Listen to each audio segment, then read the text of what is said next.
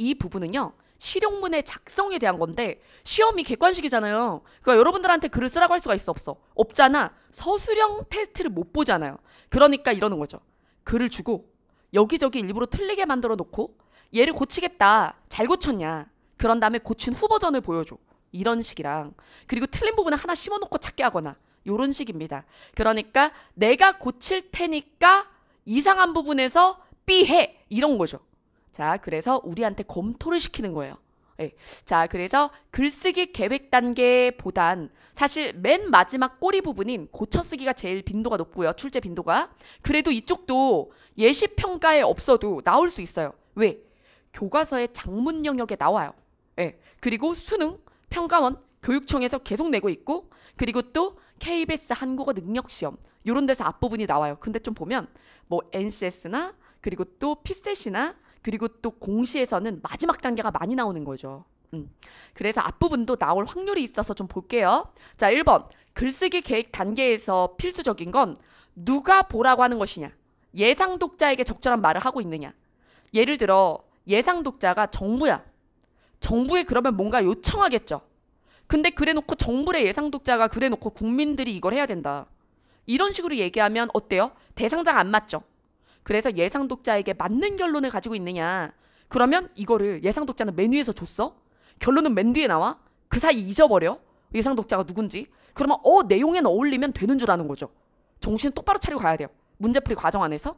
자, 그 다음에 글의 목적이 정보 전달이냐 설득이냐 반박이냐 뭐 이런 것들 있죠. 그것이 이제 주제에 맞아야 돼. 짠.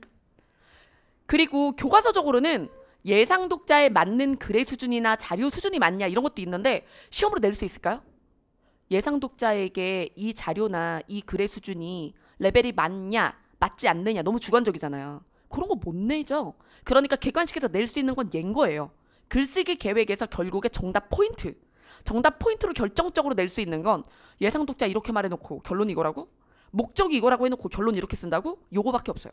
자, 그 다음에 글감으로 활용되는 자료가 여러 개 나오더라도 수능 때 이제 고등학교 때나 보면 가글은 신문이야. 그리고 나글은 통계 그래프야. 그리고 다글은 인터뷰야. 막 이런 식으로 여러 개의 자료가 있는데 가와 나를 더하여 이런 얘기를 한다.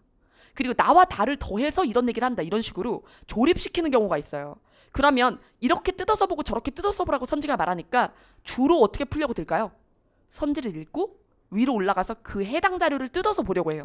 그러면 선지가 파놓은 덫에 쏙 들어갈 확률이 굉장히 높아요. 이걸 기억하세요. 가나다 자료가 3개가 있어. 몽땅 다 하나의 글. 결국에 하나의 글을 쓰기 위해서 쓰는 거예요. 그러니 먼저 가나다를 간추려놔야 돼요. 선지 먼저 보지 말고. 그래서 저는 수능 때 수업을 할 때도 그랬어요. 선지 먼저 보고 올라가서 뜯어 읽으면 빠르게 느껴지겠지. 근데 있잖아. 진짜 재봐. 그게 진짜 빠르던가. 결국에 그렇지가 또 않아. 그리고 왜냐면 선지에서 갸웃거리게 되고 2개 남거든. 그러니까 왜 그렇게 되느냐. 결국에 선지에 맞춰 읽어주기 때문이다. 그러니까 자료 활용은 자료부터 써머리한다. 그래서 신문기사다. 주요한 부분에 밑줄 긋는다. 그래프다. X, Y가 이야기하는 바가 뭔지 아니면 막대 그래프면 항목이 몇 개인지 그리고 이게 시간의 흐름을 이제 반영한 그래프인지 아닌지 이런 것들을 확인하라는 거죠. 자, 그래서 여기 팁을 드렸어요. 줄글로 이루어진 자료는 밑줄로 그 다음에 그래프일 때는 축을 확인하며 항목 개수를 확인하고 그게 선 그래프일 때는 변곡점 기울기가 올라가다가 내려가거나 그쵸? 이런 부분 그런 부분의 의미를 파악하고 들어간다. 자, 그 다음에 여기서 제일 중요한 건 시간 반영이 되는 그래프인가 아닌가예요. 그래서 몇 년도 그러면 시간의 흐름에 따라 어떻게 되었는가 변화를 보여주는 그래프가 있고 아닌 그래프가 있어. 지금 당장인 그래프가 있어. 그래서 시간의 흐름에 따라 통시적인 그래프인가 공시적인 그래프인가 이걸 통시공시라고 그러죠. 시간의 흐름을 반영한 그래프면 통시적 그래프 그리고 지금 당장의 여러 항목을 비교하는 거면 공시적 그래프라고 해요. 이거를 구별을 하셔야 돼요. 자, 그 다음에 개요를 점검할 때 개요가 또 생각보다 2번째 순위의 빈출이에요. 자, 1순위 고쳐쓰기 그 다음에 2순위 개요 그 다음에 3순위가 조건 표현이에요. 자, 그러면 자 여기서 개요를 점검할 땐 제시된 순서대로 읽는 게 아닙니다. 개요를 쓸 때 어떻게 만드나요? 여러분 글의 개요가 얼개죠. 개요를 작성한 다음에 글을 써라 막 그러잖아요. 그러면 개요를 쓸 때 뭐부터 정해야 돼요? 결론이요. 내가 무엇을 주장할 것인가를 먼저 결정해야 쓸 거 아니에요. 그러면 결론이 제일 먼저야. 개요 중에 결론은 바닥에 있잖아. 주제문을 위에 세웠거나. 그럼 주제문이나 결론을 먼저 읽고 그 다음에 결론에 맞는 서론이어야 해요. 결론에 맞는 서론. 그 다음에 그러면 속에 있는 본론이 마지막이야. 그래서 본론은 마지막에 읽는 거예요. 그리고 본론도 읽을 때 위에서부터 아래로 읽는 게 아니라 순위. 그러니까 등급에 따라 읽는 거죠. 그래서 대단위 등급 먼저 읽고요. 그 다음에 중단위 그룹을 읽고요. 이런 식으로. 자, 그리고 그래서 예시 볼게요. 결론에서 주제를 확인한다. 주제를 따로 줄 때도 있다. 그러면 주제랑 결론의 문장이 어울리는지 보고 그 다음에 서론. 결론을 잘 노출하는 서론인지 본다. 근데 서론에서 너무 본격적으로 문제의 원인을 제시하거나 해결 방안을 제시하면 서론답지 않은 거죠. 서론은 주로 뭘 담아야 돼요? 문제의 의미, 그 다음에 실태, 상황, 현 상황, 그래서 막 심각성, 요 정도? 근데 why, 그런 거는 본론. 어떻게 해결할 거야? 본론. 이렇게 가야 되는 거죠. 자, 그 다음에 문제의 원인과 해결에 대한 글이라는 것을 파악했다면 주로 그래요, 개요가. 자, 그러면 원인에 적합한 해결이 제시되었는지 확인하면서 읽는다. 그래서 원인이 3가지 나와. 그럼 결론도 어때야 돼요? 3가지 나와야지. 근데 만약에 원인은 3가지인데 결론이 2가지면 누락이 있다. 그럼 선지에 삽입하자 이런 게 나와요. 예, 그래서 짝꿍을 먹이면서 개요를 점검한다. 자, 그 다음.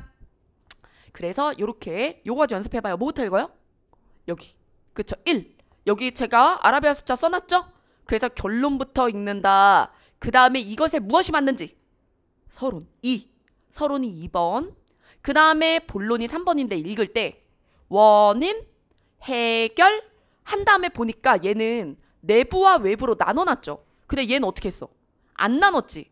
그러면 얘에 맞게 얘도 내부 외부로 나누든가 아니면 이렇게 쓸 거면 내외부를 없애든가 이런 균형. 자, 그 다음에 또 여기서 그 다음에 읽어야 될 거 이거예요. 가나가 얘에 포함되는 게 맞아? 이렇게. 상하위가 맞는가? 이 중에 다른 곳으로 가야 적절한 건 없는가? 자, 그 다음에 또 얘네가 외부가 맞아? 이렇게. 자, 그런 다음에 내려가면서 짝꿍 짝꿍 짝꿍 없는 것들 뽑아내야죠. 이런 식으로. 자, 그 다음 고쳐쓰기 별표 3개. 얘가 제일 빈출. 예시평가에서도 그렇죠. 그래서 주로 선생님 그럼 개요도 나오고 고쳐쓰기도 나오고 그리고 또 뭐 예를 들어 글쓰기 계획도 나오고 그럴 수 있어요? 사실 그렇게 내기 어려워요. 그러면 작문이라는 한 섹션 안에서 이렇게 많은 유형이 나오긴 어려운 거죠. 그래서 여러분들이 보시게 될 시험에 2025 시험에 고쳐쓰기는 하나 반드시 나올 거라고 생각을 해요. 왜냐하면 예시평가 1, 2차에 다 있었기 때문에. 근데 고쳐쓰기가 형식을 고쳐쓰는 이제 작문 쪽이랑 내용을 고쳐쓰는 것 중에 둘 다 나올지 하나가 나올지 모르는 거죠. 얘는 반드시 나온다. 그리고 여기서 개요랑 글쓰기까지 3문제를 배정할 수는 없어요. 근데 전 작문에 2개까지는 배정 가능하다고 봅니다. 예. 자, 그러면 고쳐쓰기 개요 이렇게 나오거나 고쳐쓰기 자료 활용 이렇게 나오거나 고쳐쓰기 글쓰기 계획 이렇게 나오거나 이런 건 가능하다. 자, 그러면 여기서 어휘 차원 볼까요? 어휘 문제가 지금은 예시평가를 보면 비문학에 어휘가 매달려 있는 형태의 세트로 주로 예시평가에서 보여주고 있어요. 그죠? 근데 어휘로 막 더 내고 싶어. 아니면 세트를 만들 때 독해 알고리즘 한 틀만 알지. 세트에 어휘가 매달려 있는 방식이 아니라 다른 걸 넣을 수도 있잖아. 하나는 주제 파악이고 하나는 빈칸 추론일 수도 있고 하나는 뭐 내용 확인일 수도 있고 일반 추론일 수도 있고 그렇게 내버리잖아요. 세트를. 그 어휘를 내긴 내야 되잖아. 그리고 어휘는 지금 균형적으로 봤을 때 2개 정도씩 나오고 있거든요. 근데 어휘 2개를 내고 싶은데 어휘를 하나 세트밖에 못 만든 거야. 그러면 여기다 발라 넣을 수가 있는 거죠. 이쪽에. 그러면 선지 중에 하나를 글의 어휘 적절성이 떨어지는 것을 고치겠다. 이 어휘를 이 어휘로 바꾸는 것에 대해서 어떻게 생각하냐. 이렇게 물어볼 수 있죠. 자, 그 다음에 요 부분이 있죠. 얘가 핵심이고 한글 맞춤법이나 표준어 규정 등 어문 규정에 맞는지를 내기는 어려워 보입니다.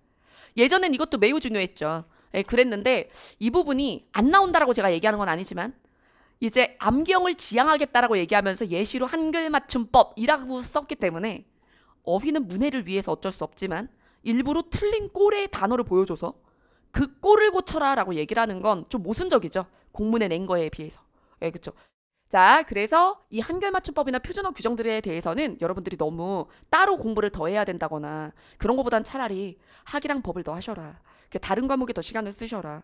너무너무 불안하대, 재수생들이. 특히나 이 합격 그 점수가 높은 직렬들.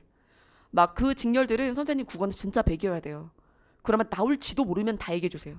예, 그냥 할래요. 이런 친구들이 많은데 저는 이 부분에 대해서는 오히려 다른 과목을 해라. 그렇게. 자, 그다음 문장 차원. 요거는 너무 중요하죠. 그래서 언어학에서 가장 중요한 한 파트를 고르라 그러면 통사론이에요. 예.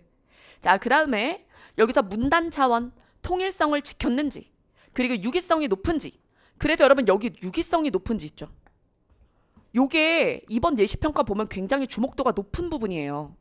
그래서 문맥 추론하는 문제들이, 그래서 그게 장문 내용 쪽으로 연결되거든요. 그래서 장문의 형식 말고 장문의 내용 쪽으로 제가 파트를 보내둔 게 이거예요. 이 부분도 있지만 이게 여러분들이 약한 부분이거든. 그리고 오늘 파트 2에서 중심화제 주제 다음에 접속어 하죠. 예, 접속어랑 정보관계 이런 거 하잖아. 이쪽이 이 유형 자체는 안 나왔는데 선생님이 왜 이렇게 수업에 공을 들이나 이럴 수 있어. 이거야. 고쳐쓰기나 이런 쪽으로 들어간다고.